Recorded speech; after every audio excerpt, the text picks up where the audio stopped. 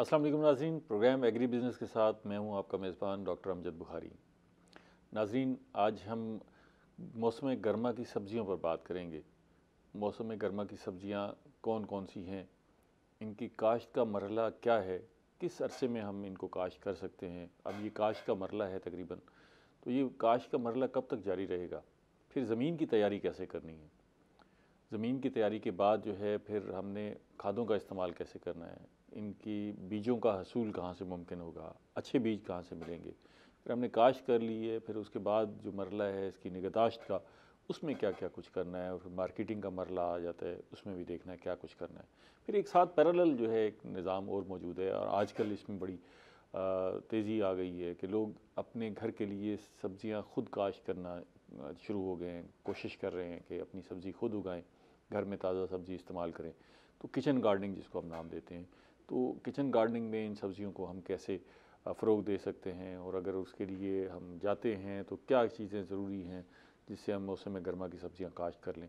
और फिर ये जो मौसम है, ये इन सब्ज़ियों के लिए कोई ज़्यादा हार्श मौसम अगर आ जाता है, सख्त गर्मी आ जाती है, तो वो कोई नुकसान पहुँचाती है या नहीं पहुँचाती है। अगर नुकसान पहुँचाती है तो वो हिफाजती तदाबीर क्या हैं जिनको अख्तियार करके हम अपनी सब्ज़ियों को बचा सकते हैं, बीमारियों का हमला क्या क्या होता है, इन सारे मौज़ूआत पे बात करेंगे। सबसे पहले मैं आपको अपने मेहमानों का तारुफ़ करवा दूँ। मेरे साथ पहले मेहमान मौजूद हैं खालिद मुस्तफ़ा साहब। आप ज़रई ऑफ़िसर हैं और इस सारी सूरत हाल पर गहरी नज़र रखते हैं। उनके साथ दूसरे मेहमान मौजूद हैं डॉक्टर तनवीर अहमद साहब। आप चेयरमैन हैं शुबा हार्टिकल्चर ज़रई यूनिवर्सिटी मुल्तान से। आप दोनों मेहमानों का बेहद शुक्रिया।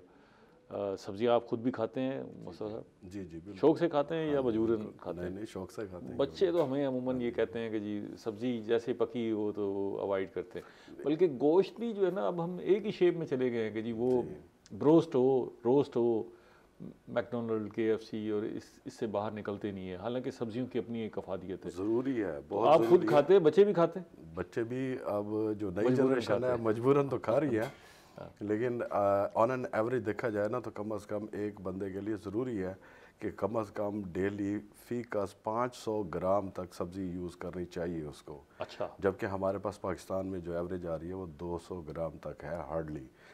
तो अभी इसको तो मतलब ये है कि आधा किलो सब्जी इसको खानी चाहिए। अभी इसको लाजमी इनको इस चीज़ को हमें आइंदा इसको लाजमी इम्प्रूव करना चाहिए। और चूँकि हम लोग वेजिटेरियन नहीं हैं, हमें लाजमी इस साइड पे फोकस करना चाहिए। सब्जियाँ जितनी गोश्त तो हम बड़ा खा लेते हैं, गोश्त खा लेते हैं, सब्जियाँ खाने की तरफ आना चाहिए, किस तरफ माइल होना है। ख़ासतौर में बच्चे जो है ना वो बड़ा अवॉइड करते हैं सब्जी, पता नहीं उन्हें पसंद नहीं है। उसमें कोई डिफरेंट कोई रेसिपीज़ कोई असल नई चीज़। क्यों जी डॉक्टर साहब, आपको सब्जियाँ पसंद है?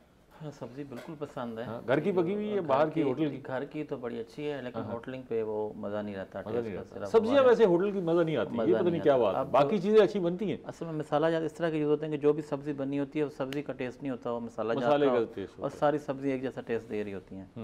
तो ये जो कुकिंग रेसिपी है ना, जब हम देखें हम अपने वक्तों में, तो जब कद्दू बना है तो कद्दू का टेस्ट आ रहा है, और अगर तोरी बनी है तो तोरी का टेस्ट, असल सब्जी का टेस्ट होता है सब्जी का। अब जो है ना वो फील नहीं होता कि आप क्या खा रहे हैं और क्या उसमें है ना। तो ये थोड़ा सा इसकी जो कुकिंग रेसिपीज़ हैं वो हमें देखनी पड़ेंगी, और कुकड जो जिस तरीके से नए बॉयल करके कुछ करके उसको ना हमें ये लाजमी तौर पे अपनी खुराक का हिस्सा बनाना होगा। आपको सब्ज़ी पसंद कौन सी है जिसको आप खाते रहते हैं? सब्जियाँ सारी पसंद हैं। हम तो मतलब चूँकि मेरा तो शोबा ही यही है। तो मैं खाने में क्या पसंद? खाने में मिक्स वेजिटेबल्स। हाँ, वो अच्छी। ये जो आलू मटर और गाजर को मिक्स कर दिया जाए, आपको अच्छा लगता है? हाँ, सब मतलब इसमें मीठा हो जाता है सालन? नहीं मीठा नहीं होता, इसमें अब गोभी भी मिक्स हो जाती है। अब तो इसमें और भी चीज़ें जो हैं वो थोड़ा मिक्स करके तो इसको बड़ा अच्छा वो टेस्ट आना शुरू हो जाता है।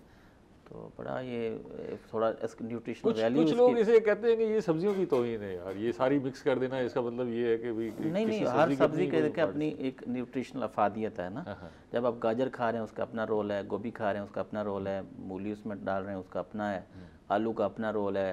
तो हर एक का जो जब एक पूरा बन जाता है, जैसे आप कह सकते हैं कि फ्रूट आप मिक्स फ्रूट बना लेते हैं, उसका जो कॉकटेल टाइप वो बना लेते हैं, तो वो उसकी बेसिकली ये सब्जियों की कॉकटेल हो जाती है। ये सब्जियों का कॉकटेल। आपको मुस्तफा साहब आप क्या पसंद करते हैं? करेला ज़्यादा पसंद है। करेला पसंद है, भिंडी पसंद है, दोनों बहुत अच्छी वेजिटेबल। तो करेला तो कई तरह पकता है, मतलब करेला कीमा करेला, खाली करेला पकता है, प्याज में करेला पकता है, और फिर एक हमारे यहाँ ख़ास तौर पे वो जो इमली है उससे उसको भर के या कीमा भर के और उस पर उसको जो है लपेट के पकाते हैं। एग्जैक्टली, वो करेले की हर शक्ल में आपको हर शक्ल में बहुत अच्छा है। हालांकि करेला जो है वो कड़वी सब्जी है और हम तो शुगर पेशेंट को कहते हैं करेला खाओ। करेला भी है, इसके अलावा एक और है बड़ी मोरिंगा, या जिसको आप कहते हैं ना सुहाना जिसको कहते हैं, वो स्वाइना की तो खैर क्या ही बात है। अच्छा, ये बड़ी हैरानी वाली बात है डॉक्टर साहब, ये हमारे खिते में स्वाइना बहुत है।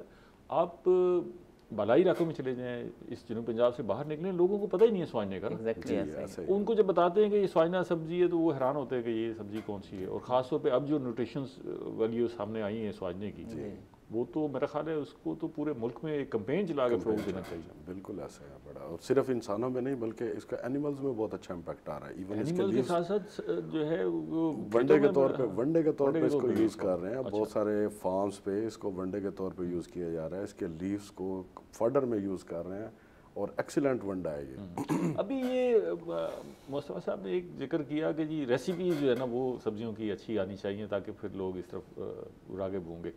तो इस पे आपका क्या, आप वैसे खुद कभी कुकिंग की है, पकाते रहते हैं? बहुत कम।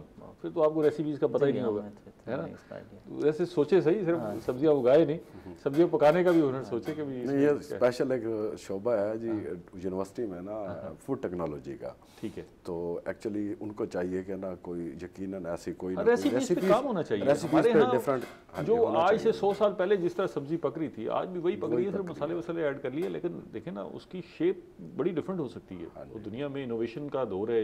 आप जैसे मैं ये कहता रहता हूँ कि हमारे यहाँ मछली जो है वो एक ही तरह से पकाई जा रही है, वो इसलिए लोग मछली खाते नहीं है, ठीक है ना। तो दुनिया में बड़ी अकसाम, चले हम अपने मौजूद की तरफ वापस आते हैं। तो सब ये बताइएगा कि ये मौसम गर्मा की सब्जियाँ हैं कौन कौन सी? इसमें जी जो करेला है, कद्दू है, भिंडी है, प्याज है, मिर्च है, अरवी है, शिमला मिर्च है, तूरी है। ठीक है, हाँ जी। ये लिस्ट सर्दियों की ज़्यादा लंबी है या गर्मियों की? गर्मियों की ज़्यादा लंबी है। हाँ जी, अच्छा, गर्मियों की ज़्यादा लंबी है और सारी बेहतरीन सब्जियां हैं जो कि पूरी गर्मियाँ। अरवी की तो क्या ही बात है, अरवी गोश्त अगर पका हुआ हो, अच्छा पका हो तो क्या बात है अरवी की। और भिंडिया हमारे यहाँ लोग ऐसे ज़बरदस्त बनाते हैं, अगर आपको कहीं इतफाक़ हो जाए तो आप आशीष कर उठें। असल में ये सारा रेसिपी का कमाल है। ये डॉक्टर साहब, ये जो सब्जियों की फहरिस्त लंबी है गर्मियों की, इसमें ये मौसम का कमाल है या इस हमारे खिते का कोई एलिमेंट है, क्या वजह है? इसमें गर्मियाँ, इसमें रेंज लंबी है, लाइक कुकर बेट्स जिसको हम, इसमें कद्दू, तोरी, करेला, वाटरमेलन, मस्क मेलन, तरबूज, खरबूजा, ठीक है, तोरियाँ, ये सारी उसमें तकरीबन 13 डिफरेंट टाइप्स की जो कुकर बेट्स हमारे यहाँ हो सकती हैं। जिसमें ककड़ी है जिसको हम तार अपनी ज़ुबान में कहते हैं, खीरा हो गया, ये लंबी एक लिस्ट है। तो ये उसमें आ जाते हैं। फिर ब्रिंजल में आप ब्रिंजल में आ जाएँ, ओकरा है, तो ये जिसको भिंडी कहते हैं, बैंगन यानी हो गए। तो ये बड़ी एक लॉन्ग लिस्ट है जो हॉट लविंग है, क्लाइमेट को पसंद करते हैं, उस वजह से जो है ना ये एक लिस्ट लंबी हो जाती है। लेकिन अब इसकी ऑफ सीज़न जो प्रोडक्शन है वो तकरीबन अब मार्केट के अंदर ना ये गर्मियों और सर्दियों वाला कंसेप्ट तकरीबन ख़त्म हो गया। ऑफ सीज़न हो गया। उसकी एक तो ऑफ सीज़न प्रोडक्शन आ गई, दूसरा जब रोड इंफ्रास्ट्रक्चर कदरे बेहतर हुआ तो एक इलाके की सब्जी दूसरे इलाके में जब पहुंचना शुरू हो गई तो जो पहले मार्केट में आ जाती है तो उसको प्राइस भी अच्छी मिल जाती है। स्टोरेज वाला काम भी आ गया ना जी। कोल्ड स्टोरेज, ये सब्जियां भी कोल्ड स्टोरेज में रखी जाती है या नहीं है? रुझान सब्जियों में इतना ट्रेंड नहीं है सिवाय इसके आपके पोटैटो के, आलू। अच्छा, पोटैटो को तो मेरे ख्याल कोल्ड स्टोरेज की जरूरत ही नहीं है, कुछ 6 महीने तो वैसे निकाल जाते हैं। नहीं जरूरत है उसका बहुत ज़्यादा ज़रूरत है। अच्छा, उसको 4 डिग्री पे आप रखेंगे। पीस को कर रहे हैं, पीस को भी कर रहे हैं, मटर को भी कर रहे हैं। अच्छा, बहुत सारी कंपनियां इस पे अब आ गई हैं। तो खासतौर पे चिप्स बना के, कच्चे चिप्स जो है वो पूरा साल सप्लाई करती हैं, और मटर भी जो है वो अब वो निकल के वो फ्रीज करके तो फ्रीज आपको मिल जाता है वो ग्रीन में। इसका मतलब ये है कि सब्जियों की जो मार्केटिंग है उसमें बड़ा पोटेंशियल मौजूद है जी, डेफिनेटली। ये अभी 2-3 चीज़ें पैक होना शुरू हुई हैं। अब आपको देखें वो मार्केट में अभी आलू 20-25 रुपये किलो बिक रहा था, वो कंपनियाँ अभी भी 400 रुपये 450 रुपये किलो जो है ना केजी बेच रही हैं। और इसी तरह मटर की भी सूरत हाल होती है, तो इसके पोटेंशियल पे भी बात करेंगे। जी जी, इसका जो सब्ज़ी हैं इसका पोटेंशियल बहुत ज़्यादा है। अब आप फार्मिंग कम्युनिटी में अगर लें, जो वेजिटेबल का ग्रोअर होगा ना वो लाइक अगर 3-4 वेजिटेबल्स ग्रो करता है तो उस पर वो स्ट्रेस कम आता है। अगर उसकी एक फसल बिल्कुल बैठी है ना तो दूसरी उसको बहुत अच्छा मार्जिन दे जाती है। तो वो जो प्रॉफिटेबिलिटी अगर हम देखें तो वेजिटेबल्स के अंदर ज़्यादा है, लेकिन अगर उसकी जो कूल चेन प्रॉपर प्रोसेस करके और फिर टाइम ऑफ प्रोडक्शन है ना उसको अगर कोई फार्मर मैनेज कर रहा है तो वो फिर बड़े अच्छी अर्निंग हो जाती है। जो टाइम से ले गया ना मार्केट में, उसे पता है कि मैं सबसे पहले हूं। ये जरूरी है कि वो टाइम को भी साथ साथ मार्केट को अंडरस्टैंड करता हो, मार्केट की रिक्वायरमेंट क्या है और किस वक्त जो है वो आप होगी और उसमें पैसा जो है वो उस वक्त बहुत अच्छा कमा। अच्छा, ये दूसरा पहलू ये भी है ना कि आपको हर वक्त जो है वो सब्जी मार्केट में दस्तयाब है, आपके पास इस्तात है तो आप खरीद लें, लेकिन सब्जियों की तरफ जो रुझान है उसमें कमी है। हम देखिए ना, आप अच्छे होटल में तो सिर्फ वो मिक्स वेजिटेबल मिलती है, बाकी वेजिटेबल मिलेगी नहीं। अच्छा, बाकी तंदूर हैं, वहाँ जब भी आप पूछेंगे जी क्या पका हुआ जी, आलू गोश्त, आलू भिंडी, आलू सब्जी, आलू मटर, आलू गोभी, आलू कीमा, मतलब आलू जो है सब में शामिल करके वो इस तरह सब्जी बना दी जाती है। अच्छा, ये बताइएगा खालिद साहब कि ये हमने सब्जियों की फहरिस्त तो सुन ली, इनकी बीज की अवेलेबिलिटी की क्या सूरत हाल होती है कि ये मार्केट में मकामी बीज दस्तयाब है, कहीं बाहर से मंगवाते हैं, और उसकी क्वालिटी की क्या सूरत हाल है? आजकल जो हमारी जो अच्छी वेजिटेबल्स हैं, चूँकि अब देखें ना कि जिस हिसाब से मार्केट की डिमांड जिस हिसाब से जा रही है, तो हमारे पास जो लोकल वैरायटीज़ हैं उनका पोटेंशियल काफ़ी कम है। ठीक है, तो इस प्रोडक्शन कम है उसकी, तो मेहनत उतनी होती है, पैदावार उसकी कम है। और जो हैं हाइब्रिड सीड, उनकी मार्केट में काफ़ी ज़्यादा वर्थ है, मार्केट में काफ़ी ज़्यादा जो समझें कि क्या सूरत हाल, उनकी availability through out the year भरपूर मौजूद है, जितनी ज़रूरत हो बीज मिल जाता है, मोस्टली मिल जाता है, कोई इतनी कमी नहीं आती। कभी कोई एक ट्रेंड चल जाए ना कोई ज़्यादा, फार्मर अब से फॉर एग्जांपल आपके पास इस दफ़ा अनियन का सीड था, अनियन बहुत ज़्यादा रेट काफ़ी ज़्यादा थे, तो उसकी वजह से थोड़ी बहुत शॉर्टेज आई, अदरवाइज़ कोई इतना ज़्यादा नहीं।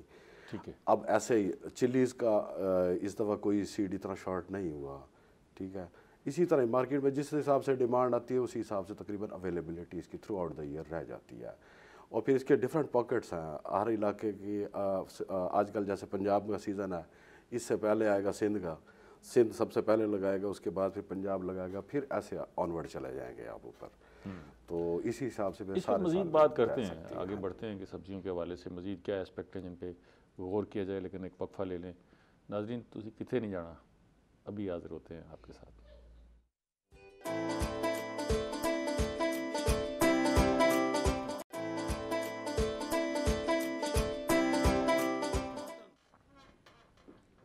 वेलकम बैक नाज़रीन, हम बात कर रहे हैं सब्जियों पर और ख़ास तौर पर गर्मियों की सब्जियों पर कि उनकी काश्त का मरहला है, कैसे काश्त करनी है और किस तरह आगे बढ़ना है। डॉक्टर साहब, ये जो मौसम गर्मा की सब्जियां हैं, ये इस वक्त उन्हीं की काश्त का सीज़न है, इनमें से कौन कौन सी सब्जियां हैं जो फौरी तौर पर काश्त हो सकती हैं, होने जा रही हैं, और फिर ये सीज़न कब तक चलेगा काश्त का? गर्मियों की सब्जियां हैं ना, उनकी काश्त को दो तरह से तकसीम करते हैं। ठीक है, एक को हम ले जाते हैं ऑफ सीज़न, जिसको हम टनल के कहते हैं प्रोडक्शन में, वो आपकी दिसंबर में लग चुकी हैं, वो अब तकरीबन फ्रूटिंग पे हैं। ठीक है, उसका market within a week उसका जो प्रोडक्ट जो है ना वो मार्केट में आ जाएगा, आना शुरू हो जाएंगे। ठीक है, और वो आपको अच्छी खासी अर्निंग दे जाएगा। ठीक है, अब जो है ये अर्ली काश्त, जो नॉर्मल काश्त है वो 15 फरवरी के बाद आपका मौसम शुरू हो जाता है। ठीक है, और ये 15 मार्च, अप्रैल, मई तक आप इसको काश्त करते रहेंगे, तो ये आपको रिस्पॉन्ड करती जाएंगी। ठीक है, बल्क में आएगी, फिर बल्क में आएगी, गलत में आएगी, फिर सस्ती होगी। ये इसको भी रहने दिया करें। आप सारे जो हमारे एक्सपर्ट हैं वो जोर देते हैं कि जी आप अगेती काश्त की तरफ चले जाएं, ऑफ सीज़न पर चले जाएं, अच्छे पैसे मिलेंगे। गरीब आदमी हम देखें, हम हैं फार्मर के लिए ना, और फार्मर को जहाँ से बेनिफिट मिलेगा वो होगा। अब इसमें अगर ऑफ सीज़न वाले अभी उस हिसाब से नहीं हमारे पास लोग, ओपन वाले ज़्यादा लोग हैं, ठीक है, उनको उसके बावजूद भी अच्छी अर्निंग वो कर लेते हैं। ठीक है, लेकिन अब उसमें ये है कि दो चीज़ें हैं, या तो प्रोसेसिंग हो या उसकी स्टोरेज हो। ठीक है, जब गलाटे में आता था कि उसको एक प्रॉपर, देखिए अब ये गरीब ने इस्तेमाल भी करनी है ना, एक तो अपने ग्रोअर का भी ख्याल रखना है, दूसरा पे कंज्यूमर भी है आपका, कंज्यूमर भी सारे आपके हाई फाई तो नहीं है। तो उस हिसाब से ये जो नॉर्मल सीज़न है वो जो दोनों को साथ लेके चलती है। ठीक है, उसमें अब कुछ वेजिटेबल हैं जो हम कहते हैं कि आप उसकी गर्मियों में 2 से 3 मरतबा काश्त कर सकते हैं। लाइक ओकरा है, ओकरा अब लग गई, भिंडी जिसको हम कहते हैं। भिंडी का जो दूसरा सीज़न आएगा वो आएगा आपका end of May, start of June में आप उसको दोबारा लगा सकते हैं, वो फिर आपकी अक्टूबर तक चलती है। ठीक है, तकरीबन ये 5-6 माह ये वेजिटेबल जो चलती हैं। सिमिलर भी आपका ब्रिंजल है। अब ये 15 फरवरी से जो काश्त शुरू हो रही है, ये इसमें कौन कौन सी सब्जियां इस हार्वेस्ट में? सारी जितनी आपकी हैं कुकर बिट्स में सारी आ जाएंगी, जिसमें आपका तरबूज है, खरबूजा है, उसके बाद आपका खीरा है, टमाटर हैं, ये मिर्चें हैं। तरबूज खरबूजा इसको हम फल में शुमार करेंगे या सब्जी में शुमार ये करेंगे? हैं वेजिटेबल्स में ना, हाँ। कुकर बिट्स उसकी पूरी हम जिसको अच्छा, ये वेजिटेबल्स ही हैं। वेजिटेबल्स में है। उसकी शायद मैं एक प्रोग्राम पहले भी आपका अर्ज कर चुका हूँ कि हम इसका कहते हैं कि वेजिटेबल वो होगी जो हर्बेशियस प्लांट से आएगी, सबसे पहले वो हर्ब होगी। ठीक है। नंबर सेकंड वो होगा बूटी होगी, बूटी यानी कि हर्बेशियस प्लांट का पार्ट होगा। ठीक फिर आप उसको या फ्रेश कंज्यूम कर सकते हैं या आप उसको प्रोसेस कंज्यूम कर सकते हैं। ठीक है, दोनों ये कच्चा भी खा लें कच्चा खा लें या पका के खा लें। तरबूज आपका दोनों तरह इस्तेमाल होता है। इसके अगर आप छोटा ले लें तो जैसे आप कद्दू बनाते हैं या तोरियां वगैरह बनाते हैं तो बहुत मज़े का सालन बनता है इसका, तरबूज का। ना करें डॉक्टर जी, तो पहली दफ़ा सुना। क्यों जी, आपने कभी सुना है तरबूज का सालन? ये आप इसको टेस्ट कर लीजिएगा, उसकी रेसिपी भी बता दें चलो सुनने वालों के लिए। वो बिल्कुल जैसे आप कद्दू बनाते हैं ना या तोरियां, बिल्कुल वैसा इसका बनेगा, लेकिन सालन का टेस्ट बड़ा कमाल होता है। वो तो पिघल के जीरो हो जाएगा। नो, कच्चा जब छोटा होता है ना, पक्का नहीं, कच्चा जब होता है ना जी, उस टाइम पे। अच्छा, कच्चा तरबूज जो है वो काट काट किसी के का बड़ा नहीं होता उसी तरह जिस तरह कद्दू आप काटते हैं, काटे उस तरह काट होता भी वो रेड कलर में नहीं होता। वो उस टाइम अंदर से वाइट होगा, बिल्कुल स्टार्ट स्टेज पे। 15 दिन का फ्रूट हो आपका, 10-15 दिन का आप उसको बनाएं।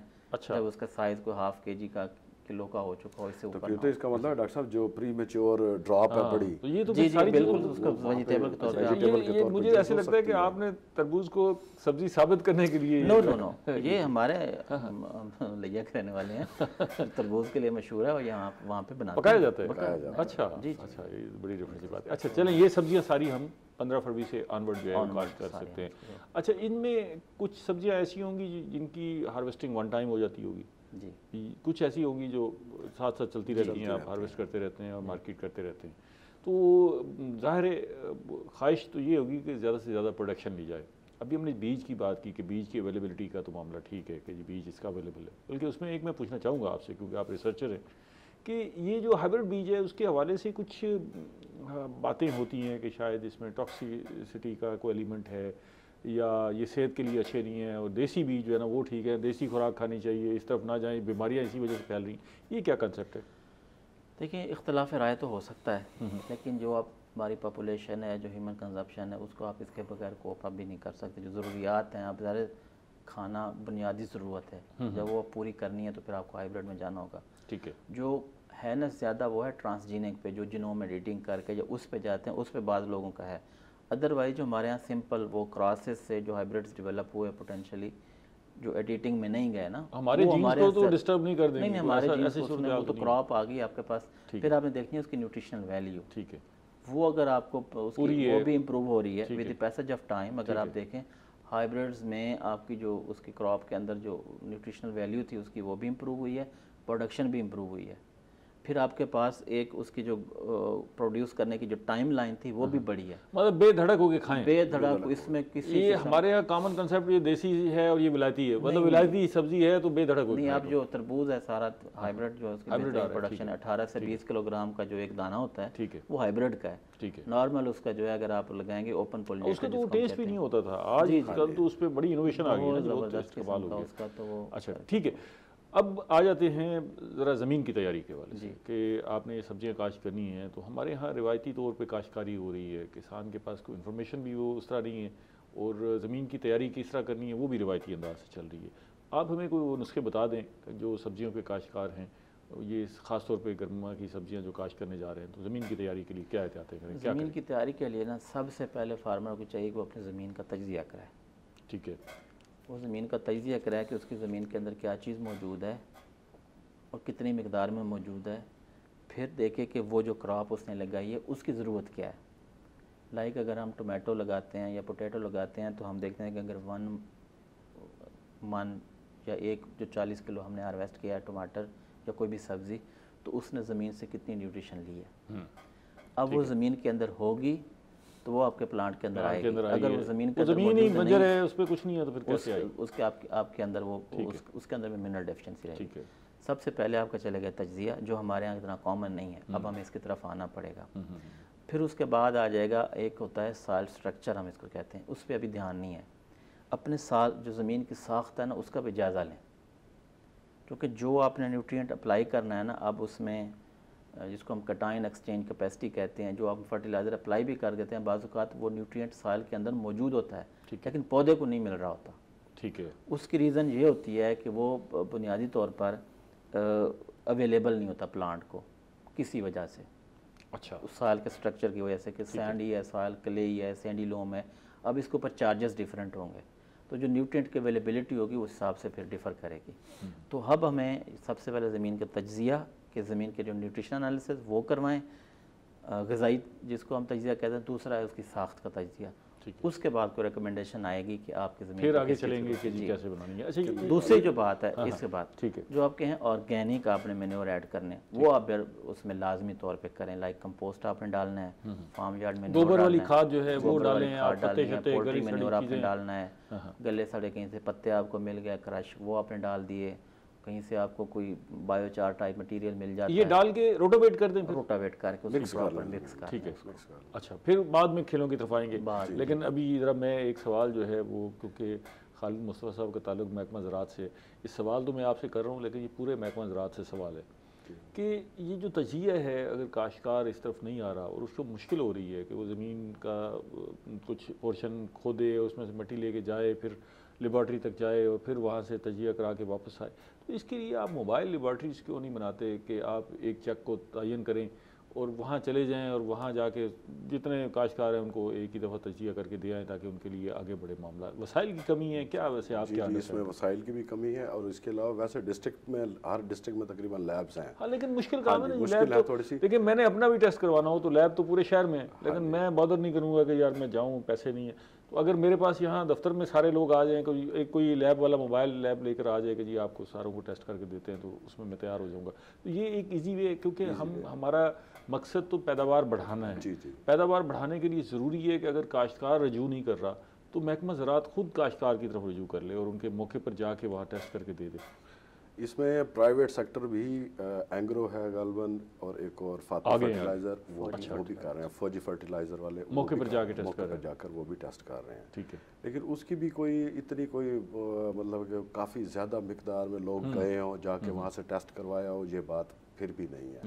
मीन्स के लोगों में अवेयरनेस की भी है, लेकिन उसके बावजूद थोड़ी सी लेजीनेस भी है। लेजीनेस तो खैर बहुत ज़्यादा है, थोड़ी सी नहीं है, बहुत ज़्यादा है। अब जो वेजिटेबल के फार्मर्स हैं, इनके लिए तो इंतहाई ज़रूरी है कि ये पहले टेस्ट करवा के उसके मुताबिक रकबा अपना सेलेक्ट करें, मेरा कौन सा एकड़ बेहतर है। ये मैं अगर ये फसल काश्त करने जा रहा हूं, सूट करती है नहीं करती इस फसल के लिए, सूट करती है नहीं करती, फिर अपना एक टारगेट वो जहन में बना के कि मैंने जो वेजिटेबल मैं ये लगा रहा हूँ इसका मेरा टारगेट क्या होगा, और उसी हिसाब से फिर उसने फिर इनपुट्स उसमें कौन कौन से यूज़ करने हैं उसने और कितने मिकदार में यूज़ करने हैं। अब हमारी एक ऐप कोई लास्ट 2 to 3 ईयर्स से काम कर रही है फैसलाबाद यूनिवर्सिटी की, तो उस ऐप से आप फर्टिलाइज़र आपको पता हो, टेस्ट आपके हुए हों सॉइल के, तो आप उसमें फीड करें और अपने टारगेट्स उसमें मेंशन करें कि मैं फ़लाँ चीज़ के लिए मैं इतने यील्ड मुझे चाहिए इस क्रॉप के लिए, तो वो आपको एडजस्ट करके दे देती है कि उसमें फास्फोरस इतना डालना है आपने,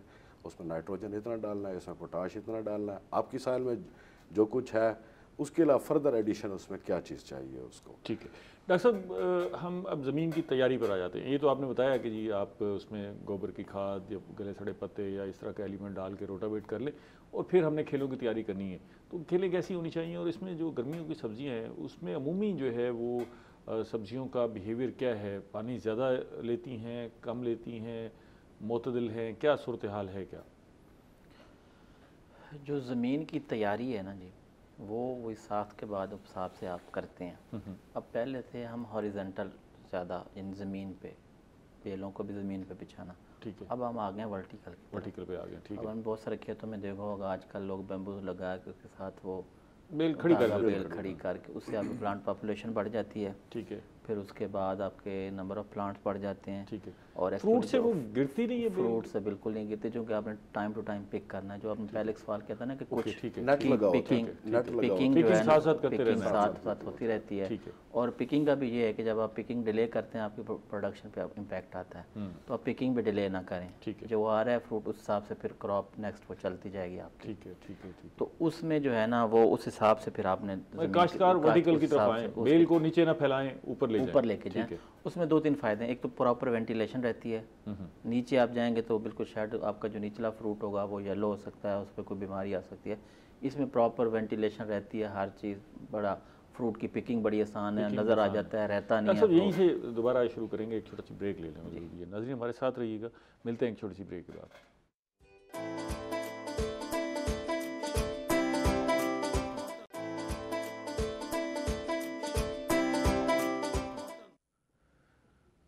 वेलकम बैक नाजरीन, हम बात कर रहे हैं मौसम गर्मा की सब्जियों पर और माहिरीन हमारे साथ मौजूद हैं, बता रहे हैं कि ज़मीन की तैयारी कैसे करनी है। जी डॉक्टर साहब, एक तो आपने कहा कि हम जो बेलें हैं उनको बिछाने की बजाय खड़ा कर लें, उससे जो है वेंटिलेशन भी अच्छी हो जाएगी, फ्रूट भी अच्छा होगा और साथ साथ आप उतारते रहेंगे तो नया फ्रूट भी अच्छा आता रहेगा। एक तो ये हो गया। खेलों की, इससे पहले खेलों की जो आप तैयारी करते हैं जी जी, वो एक तो हमें पानी इस वक्त बचाना है, पानी की किल्लत है जी जी, और जहाँ पानी दस्तियाब है ज़ेरे ज़मीन पानी को निकालते हैं तो बहुत महंगा पड़ता है, तो उसके हवाले से भी गुर बताएं। जी ज़्यादातर चूँकि अब हम इसको बेड्स पे या रिजेस पे सो करते हैं तो उसमें पानी की तकरीबन 40% तक बचत हो जाती है।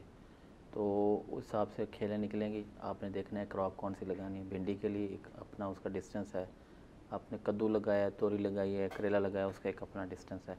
उस हिसाब से आप देख के क्रॉप के साथ नॉर्मली जो है 60 सेंटीमीटर का हम बेड बना लेते हैं, उसके ऊपर फिर हम उसको ट्रेन करते रहते हैं। लेकिन जब आपने बेड बनाना है तो आपने ये ख्याल करना है कि ज़मीन आपकी प्रॉपर लेवल हो। ठीक है, अगर लेवल नहीं होगी जो आपकी रिज बनेगी, बेहतर ये है कि पहले आप लेज़र लेवल करवा लें। उसकी वजह है कि जब आप लेज़र लेवल अगर आप एक दफ़ा करवाएं तो ये कितने अरसे के लिए कारगर होता है? तकरीबन 2-1 साल ज़मीन फिर नॉर्मली ज़्यादा डिस्टर्ब नहीं होती। ठीक है, 2-3 सीज़न निकाल जाती है। जी जी, ठीक है। फिर नॉर्मल सिंपल जो आप बाद में जिसको नॉर्मल ब्लेड से भी आप उसको सेट सुट कर लेते हैं, ठीक है, वो ठीक रहती है ज़मीन। लेकिन 2 साल के बाद फिर दोबारा से इसको करा लेना ज़्यादा बेहतर है। ठीक है, लेज़र का जो है। खालिद साहब ये बताइएगा कि अभी डॉक्टर साहब ने कहा कि जी आप ग्रीन मैन्योरिंग की तरफ जाएं, वो बड़ा ज़रूरी है, लेकिन हमारे पास अवेलेबिलिटी का भी बड़ा इशू है कि गोबर की खाद मिलती नहीं है, पत्ते भी मिलते नहीं हैं, फिर काश्तकार भी हेस्टी है। तो अगर ये सब कुछ ना हो सके तो फिर अल्टरनेटिव क्या है सब्जियों की काश्त? ये जिसका फिर आप जो है ना अपने साइल में 1 महीना पहले या 1.5 महीना पहले इसमें जंतर वगैरह वो सो करके और उसको काश करके आप उसको, जिसको 3 फुट की हाइट पे हो, 4 फुट की हाइट पे हो, तो उस वक्त आप इसको रोटावेट कर दें ज़मीन में। और बेहतर ये है कि काश्त से फिर भी 1 महीना पहले उसमें अगर आप उस टाइम यूरिया हाफ बैग डाल दें ताकि वो ज़मीन काश्त से पहले डाल दें, काश्त से पहले डाल दें, जिस वक्त आपने इसको रोटावेट किया उस टाइम, ताकि वो ज़मीन के अंदर फुली वो मिक्स भी हो जाए और ज़मीन की एनरिच भी करेगा उसको, सॉइल भी आपकी और मज़ीद बेहतर होगी और उससे काफ़ी हद तक आपकी प्लांट बहुत ज़्यादा सेहतमंद भी रहेंगे और आपको खाद के अखराजात से भी आपको काफ़ी ज़्यादा बचत रहेगी। ठीक है, एक चीज़। और दूसरी चीज़, अभी डॉक्टर साहब ने जैसे कहा है कि ना मॉइस्चर के लिए, आप कंजर्वेशन के लिए भी ये एक बहुत अच्छा ये चीज़ है बड़ी, लेकिन इसके अलावा भी आप अगर मल्चिंग शीट पे भी लोग काफ़ी ज़्यादा आजकल यूज़ कर रहे हैं। अच्छा, सब्जियों में मल्चिंग सर्दियों में जो कर रहे हैं, ख़ुसूसन जो टनल ग्रोअर्स हैं बड़े, वो भी कर रहे हैं। उससे एक तो आपका पानी जो है, पानी की मिकदार काफ़ी हद तक आपकी कम हो जाएगी क्योंकि मॉइस्चर बड़ी देर तक रिटेन रहता है उससे। अच्छा, वन थिंग। ये ब्लैक क्यों बिछाते हैं? ब्लैक, हाँ, ब्लैक इसलिए बिछाते हैं कि एक तो उसमें जो ग्रोथ है बड़ी, जितनी वीड्स हैं बड़ी, वो आपकी उससे सप्रेस रहेंगी ब्लैक से। ठीक है। अगर वाइट होगा तो उससे जो है ना उसमें फिर रोशनी जाएगी उससे बिल्कुल वो सारी जितनी भी वीड्स हैं ना वो आपकी बिल्कुल 100% सप्रेस रह जाती है। इसकी कास्ट जो है वो बहुत ज़्यादा तो नहीं है, एफिशिएंट है? कास्ट इसकी तकरीबन कोई हार्डली कोई आ रही है कोई 15 से 20 हज़ार रुपये पर एकड़ के। ठीक है, ठीक। लेकिन उसमें फिर ये है कि फार्मर का बहुत ज़्यादा फ़ायदा बहुत ज़्यादा हो जाता है। अब एक फार्मर लगा रहा है 4 पानी या 5 पानी से फॉर एग्जांपल सरमा में, तो वो जाके उस 4 से 5 पानी के बाद उसको 5 से 6 स्प्रे उसको एडिशनल करने पड़ते हैं। किस वजह से? कि मॉइस्चर वहाँ पे बहुत ज़्यादा हो जाता है। जब मॉइस्चर बहुत ज़्यादा होगा तो वहाँ पे उसके पास फंगल प्रॉब्लम बहुत ज़्यादा आएंगे। तो 2 उसके नुकसान हो गए, एक उसने पानी ज़्यादा लगाया, दूसरा उसने फिर फंगल प्रॉब्लम्स को उसको मैनेज करना।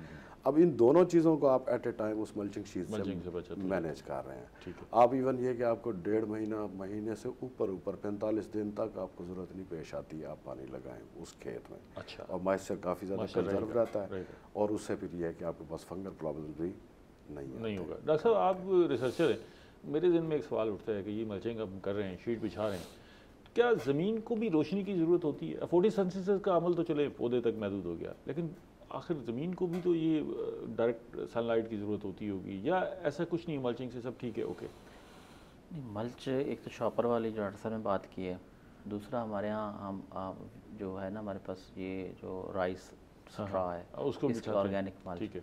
ज़मीन को ना रोशनी तो लाजमी चाहिए, क्योंकि पौधे ने भी सांस लेना है ना, एरेशन प्रॉपर उसकी रूट सिस्टम के अंदर होगी या नहीं होगी। ठीक है। उसमें फिर इन केस के अगर आप वो मल्च यूज़ कर रहे हैं तो देन ये है कि फिर आपको इरिगेशन पे उसका अच्छा खासा जो है ना वो आपको एहतियात करनी है। अगर आपने मल्च भी यूज़ की हुई है और पानी आप उसी इंटेंसिटी से दे रहे हैं, फिर आपका प्रॉब्लम डबल हो जाएगा। डबल हो जाएगा, हाँ बिल्कुल ठीक। वेस्टेज ऑफ रिसोर्सेज भी होगी, फिर डिजीज़ भी ज़्यादा आ जाएंगी, फिर आपकी जो रूट्स जो है ना वो गलना शुरू कर देंगे। मल्चिंग रिकमेंडेड है आपकी तरफ से? जी जी, लेकिन ये है कि उसमें जो एहतियातें हैं एहतियात वो वो प्रॉपर है, और इसका बड़ा अच्छा इम्पैक्ट है। अच्छा, अभी जो गार्लिक लगाया लोगों ने, जो मल्च वाले थे, बड़ा ज़बरदस्त उनका अभी तक रिजल्ट आया है। अच्छा, ठीक है, एक तो ये मौसम की सख्ती से बचाता है, दूसरा मॉइस्चर रिटेंशन में इसका बड़ा इंपॉर्टेंट रोल है। दूसरा थोड़ा जब टेम्परेचर फ्लक्चुएशन आती है तो ये मल्च की वजह से उसका जो रूट सिस्टम है उससे महफूज रहता है। ठीक है। डॉक्टर साहब, अभी आपने बताया कि अगर मल्चिंग करते हैं तो उससे डिजीज़ का ख़तरा भी कम होता है निस्बतन ना। ये सब्जियों पर बीमारियों का हमला होता क्या क्या है वैसे अमूमी तौर पे? इसमें हर क्रॉप के साथ अपने रिलेटेड है अपना, लाइक अमूमी तौर पे क्या क्या? अमूमी तौर पे इस पे जैसे कुकर बेस में जो डाउनी मिल्ड्यू और पॉडली मिल्ड्यू बड़ी दो कॉमन डिजीज़ हैं। ठीक है। जो जहाँ पे ह्यूमिडिटी बढ़ जाएगी, टेम्परेचर बढ़ेगा, ये दो डिजीज़ उस पर आती हैं। ठीक है। कुकर बेट्स जितने भी हैं हमारे। ठीक है। फिर इनके इंसेक्ट पेस्ट अपने हैं। ठीक है।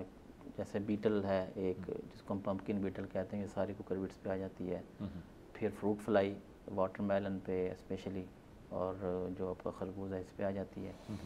तो ओकरा में चले जाएं तो आपको वो फ्रूट बोरर मिल जाएगा। बैंगन में बहुत ज़्यादा इंसेक्ट वगैरह आते हैं, उसमें भी ये फ्रूट बोरर और ये आर्मी वर्म और जो है इस तरह के। ठीक है। लेकिन ये बताएं कि हम बहुत सारी जगहों पर देखते हैं कि ज़ाहिर है इससे बचने के लिए स्प्रे ज़रूरी है कि आप स्प्रे करेंगे तो बीमारियों से बच सकेंगे। अब सब्जियां हमने खानी भी हैं, अब बराह रास्त पे स्प्रे भी कर रहे हैं, अब ये बड़ा एक इशू है और लोग परेशान होते हैं। ये हमारी फूड सेफ्टी का बड़ा एक अलमिया है, और फार्मर को शायद अंदाज़ा नहीं इस चीज़ का कि अभी जो शाम को उसने स्प्रे किया और सुबह उसने हार्वेस्ट कर लिया, तो मिनिमम 3 डेज़ होते हैं कि जब आपने स्प्रे किया है कि वो मार्केट उसने तो हार्वेस्ट इसलिए कर लेनी, उसने खुद तो नहीं खानी, खुद नहीं खानी। तो ये रैंडम सैम्पलिंग होती रहे, और थोड़ा इसके ऊपर अगर थोड़ा जो है मैयर्स आपकी परेशानी बता रही है कि सेफ तो ये मामला इतना सादा नहीं है। बस ये अब हम अपना मुल्तान के अंदर आप देख लें, जिस पानी से सब्जियां ग्रो हो रही हैं, वो भी बड़ा अनफॉर्चुनेट है। तो अब एक तरफ फार्मिंग कम्युनिटी है, एक तरफ आपने खुराक पूरी करनी है, और थर्ड जो है वो आपकी फूड सेफ्टी है। ये सारी चीज़ों को बैलेंस करना है, तो हर एक की अपनी, फार्मर की अपनी रिस्पॉन्सिबिलिटी है, जो कानून नाफिज करने वाले हैं हजरात हैं उनकी अपनी रिस्पॉन्सिबिलिटी है, और जो कंज्यूमर है उसकी अपनी डिमांड है। तो ये सारों को मिल के ये थोड़ा बहुत जो है ना उसका करना होगा। काश्तकार जहाँ भी हो, कहीं ना कहीं वो खुद भी कंज्यूमर है, अगर वो खुद ख्याल नहीं रखेगा जी जी किसी और कंज्यूमर का, तो वो खुद भी विक्टिम बहुत सारे जो हेल्थ के प्रॉब्लम आ रहे हैं, अब डॉक्टर से मिले हैं, वो कहते हैं ये आपको फूड बॉर्न है, ये फूड बॉर्न है। तो उसकी वजह वही यही है। ठीक है कि लाइक अब मिसाल एक मैं देखे, जो बैंगन है सर्दी में आया तो मैं तो इसको इस्तेमाल कर लेता हूँ, गर्मियों में नॉर्मली हम इसको अवॉइड करते हैं। अच्छा, बहुत ज़्यादा एक्सेसिव इसके ऊपर जो है ना वो स्प्रे होता है। अच्छा, करते हैं ना हो तो डैमेज हो जाता है मोस्टली आपका फ्रूट बोरर से। फिर इसका कोई नुस्खा भी तो होगा ना। फिर आप अगर आपके पास आता है तो मेरे ख्याल है 2-1 दिन भिगो के रख दें, 1 दिन भिगो के रख दें पानी में, शायद जी। फिर उसका थोड़ा कुकिंग है, भिगो के रख दें उसको थोड़ा, या फिर को हल्का सा ब्लांच कर दें आप, तो उससे भी उसकी जो है काफ़ी सारा आपको बाहर आ जाए। अब इसका छिलका भी नहीं उतारा जा सकता, वो छिलके में ही मज़ा है। बर्ता बनाते हैं तो वो भी छिलके के साथ ही बनाते हैं। वो उसको थोड़ा आप टाइम दें, थोड़ा उसको करें, या हल्का सा ब्लांच कर दें ना, तो उसका भी पानी वगैरह उसमें से थोड़ा सा डिहाइड्रेट हो जाएगा, जो कंसंट्रेशन उसके साथ निकल जाएगी। खालिद साहब, इसमें ना इंटरक्रॉपिंग का भी पहलू है। हम सब्जियों में अमूमन जो है 2-3 सब्जियां इकट्ठी काश्त कर लेते हैं, तो अगर ऐसी तरफ हम जा रहे हैं, इंटरक्रॉपिंग कर रहे हैं, तो फिर मैनेजमेंट और ख़ास तौर पे पेस्ट की मैनेजमेंट आसान होगी या मुश्किल होगी? मुश्किल हो जाती है, काफ़ी हद तक मुश्किल हो जाती है, लेकिन फिर भी मैनेज हो सकती है। तो काश्तकार को करना क्या चाहिए कि अगर वो इंटरक्रॉपिंग की तरफ जा रहे हैं तो दोनों की स्टडी करे, दोनों की स्टडी करे कि उनके साथ कंपैटिबिलिटी है। हाँ जी बिल्कुल। पानी का उसका, खसूसन पानी का, उसकी खुराक का, खाद पानी का उसका लाजमी उसकी एहतियात रखेगा। कि आया उसके साथ मैचअप भी करती है कि नहीं। वो कैसे करे? अब मतलब उसके पास तो कोई अब देखें, अब जैसे लेबॉर्ट्री नहीं है। अब वो नहीं, फार्मर जो वेजिटेबल ग्रोअर है वो काफ़ी हद तक इस बात अंडरस्टैंड करता है वो उसको। अब तोरी है, तोरी को पानी बहुत कम चाहिए, ठीक है, फ्रूटिंग टाइम पे उसको बिल्कुल बहुत कम पानी चाहिए उसको। अब उसके साथ हम प्याज लगा दें या कोई ऐसी सब्जी लगा दें जो पानी ज़्यादा चाहिए, तो डेफिनेट बात है वो भी तबाह होगी, वो भी तबाह होगी। इंटरक्रॉपिंग में आपने खास तौर पे पानी के पैटर्न को और पेस्ट के पैटर्न को दोनों को आपने लाजमी मद्देनजर रखना होता है। ठीक है। अच्छा डॉक्टर साहब, यहाँ पर फर्टिलाइज़र का इस्तेमाल जो है वो प्रोडक्शन बढ़ाने में कितना सूदमंद हो सकता है? एक्सेसिवली न्यूट्रिएंट हार्वेस्ट करती हैं वेजिटेबल्स, जो हमारी एग्रोनॉमिक क्रॉप्स हैं दूसरी, उससे इनकी जो न्यूट्रिएंट रिक्वायरमेंट है वो बहुत ज़्यादा है।